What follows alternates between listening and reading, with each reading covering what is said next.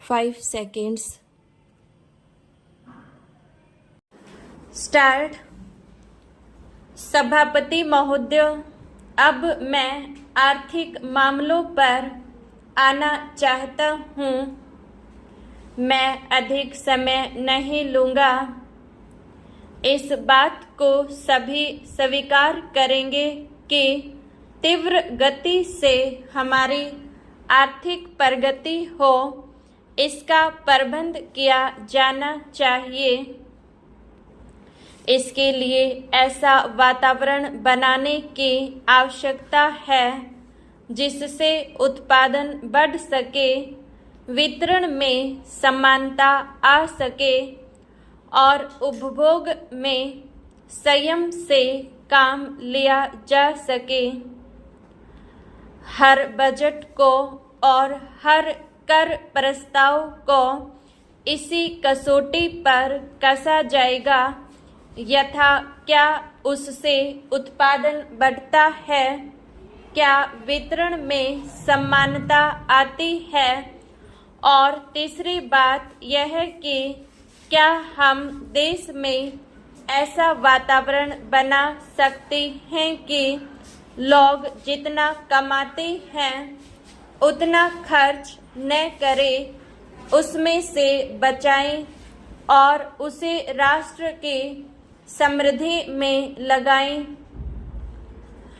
अगर इस कसौटी पर सरकार की आर्थिक नीतियां कसी जाए तो मुझे लगता है कि उनमें पर्याप्त सुधार की गुंजाइश है।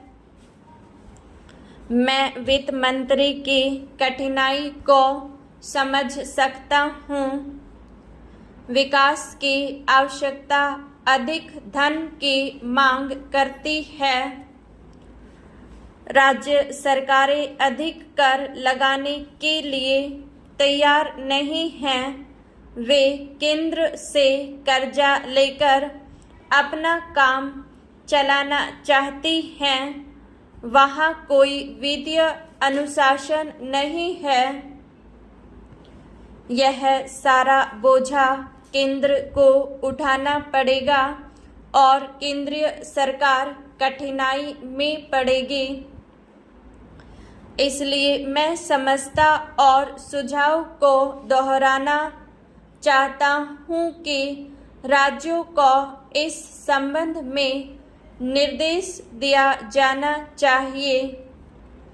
संविधान के अंतर्गत केंद्र इन राज्यों को निर्देश दे सकता है कि वह अपने साधनों के अंतर्गत अपने खर्च को चलाए, केंद्र के कर्ज पर निर्भर नहीं रहना चाहिए।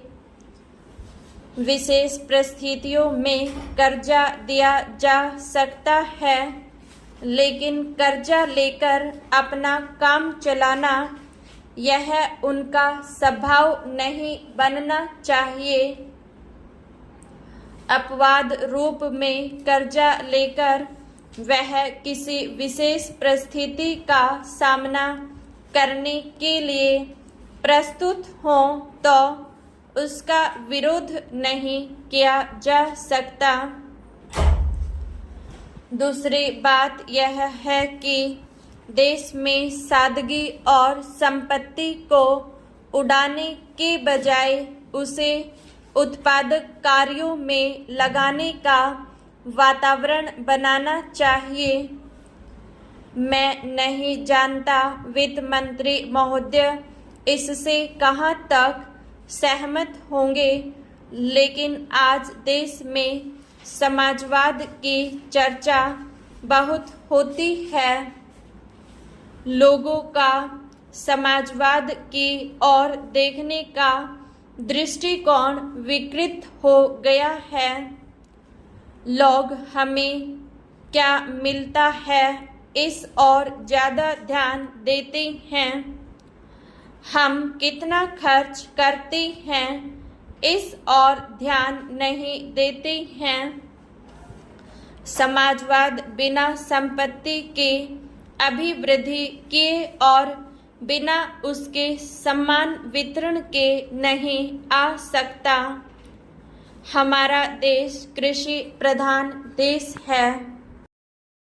सभापति महोदय, खेती के बाद उद्योग का हमारे देश के आर्थिक जीवन में बड़ा प्रमुख और महत्वपूर्ण स्थान है। स्वतंत्रता के बाद देश में बड़े बड़े और मौलिक उद्योग धंधे खड़े किए गए हैं, जिनकी बहुत आवश्यकता थी। उस दिशा में अच्छा प्रयास किया गया है और उसमें बड़ी सफलता भी मिली है। लेकिन जहां बड़े बड़े उद्योग धंधे खड़े हुए, वहां छोटे छोटे उद्योग धंधों के, विशेष रूप से उन उद्योग धंधों के जो देश में परंपरा से चले आ रहे थे, बड़ी उपेक्षा हुई। बहुत से उद्योग धंधे अपने पुराने ढंग से चल आ रहे हैं, उनमें कोई नया परिवर्तन नहीं लाया जा सकता है, उनका कोई विकास नहीं हो सकता है। देश की स्थिति को देखते हुए विशेष रूप से ग्रामीण क्षेत्रों में कौन से नए उद्योग धंधे खड़े किए जा सकते हैं, इस बारे में कोई अनुसंधान नहीं किया गया है। खादी और ग्रामोद्योग स्थापित किया गया और उसने खादी और कुछ ग्रामीण उद्योग धंधों को लिया, लेकिन उसकी भी कुछ सीमाएं हैं। बहुत से उद्योग धंधे ऐसे हैं जिनको प्रोत्साहन दिया जाना चाहिए था, लेकिन प्रोत्साहन देना तो दूर रहा, ऐसी नीति अपनाई गई कि उनके काम में बाधा पैदा हुई और उनमें बहुत से टूट गए। इसका परिणाम यह हुआ है कि एक तरफ तो हमने दिखाने के लिए बड़े बड़े कल कारखाने खड़े किए हैं, लेकिन दूसरी तरफ बेकारों की संख्या बढ़ती गई है। आज यह समस्या एक भीषण रूप में हमारे सामने आई है। यदि हम छोटे छोटे उद्योग धंधों को, विशेष रूप से कृषि से संबंधित उद्योग धंधों को बड़े बड़े शहरों में नहीं, दूर दूर ग्रामीण क्षेत्रों में नहीं फैलाते हैं, तो इसके दो दुष्परिणाम होंगे। एक तो उद्योगों का केंद्रीकरण होगा, दूसरा शहरों की जनसंख्या बढ़ेगी, जिससे अनेक जटिल समस्याएं पैदा होंगी।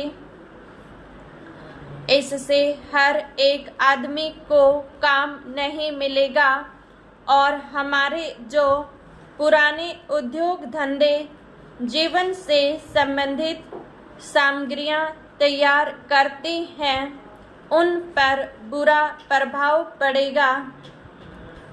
लेकिन सरकार की ऐसी नीति रही है कि उनमें से बहुत से उद्योग धंधे समाप्त होते जा रहे हैं, जिसका परिणाम यह है कि इस उद्योग में लगे हुए आदमी बेकार हो रहे हैं। मैं चाहूँगा कि सरकार ऐसे उद्योग धंधों को अधिक प्रोत्साहन देने का प्रयत्न करे। इस प्रयत्न के लिए हम इस मौके पर सरकार का समर्थन देशभक्ति की भावनाओं से करते हैं।